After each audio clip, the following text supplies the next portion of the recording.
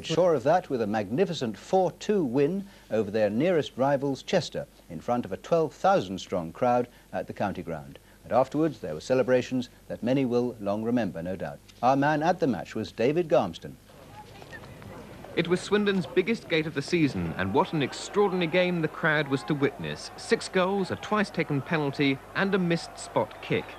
Not a good start for Swindon. Their hearts sank when Chester scored within 3 minutes of kick-off.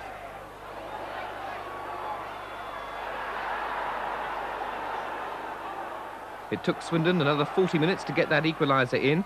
It came from a superb 3-man move and a header from Dave Bamber.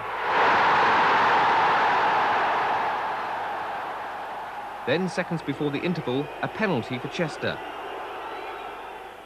Disallowed. Take it again, says the referee. No reprieve this time. Swindon down 2-1.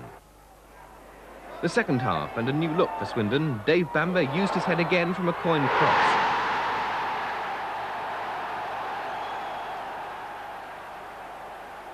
And just 60 seconds later, Brian Wade, his first season with a league club, gets another.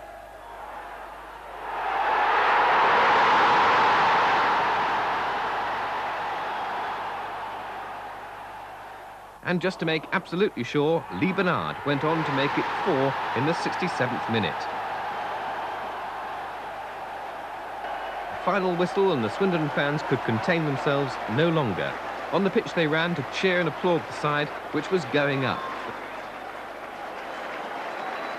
The first club in the league to settle its promotion battle. The celebrating continued in traditional fashion inside the dressing room, and after the last 14 undefeated league matches, they deserved it. For manager Lou Macari, who not so long ago was sacked and then reinstated, it was a night of triumph. Tremendous, especially the way the result was achieved. I mean, we came from behind, a penalty given against us just right on the stroke of half-time, which I thought was a bit harsh. And they picked themselves up in the second half and ended up worthy winners. I think the style in which they've won and went up into the 3rd division has been tremendous. I think all Swindon fans were a bit worried during the first half. Well, I think they'd every right to be. We went to goal behind after 3 minutes and then got ourselves back in the game and then gave away a bit of a foolish penalty. They probably thought, like we thought in the dugout, it's not going to be our night, but it all turned round after half-time and ended up a night to remember. What did you say to them in the interval? Couldn't really repeat it, actually, not on television. No, I thought if we got a lucky break, a bit of a break at some stage of the second half, we would win the game, and all credit to them, they got back in the game, and then not only were content at 2 each, but on to win the match. And a special night for Brian Wade, 22 years old and recently joined from Trowbridge Town. He scored the 3rd goal, a fairy tale, he says. I feel on top of the world, to be honest. I've never had anything like this before. Never come across it. It's great, just unbelievable. Tell us how the goal happened. I just remember it coming over the top of him, I just nodded him down and heading it in. So, what's the atmosphere been like for you tremendous, tremendous. Never tasted anything like this before, never.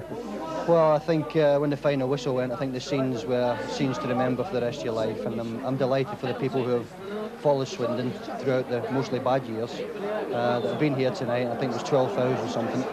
I'm delighted for them that they've had a night also, same as the players, a night to remember, which you cannot erase from history.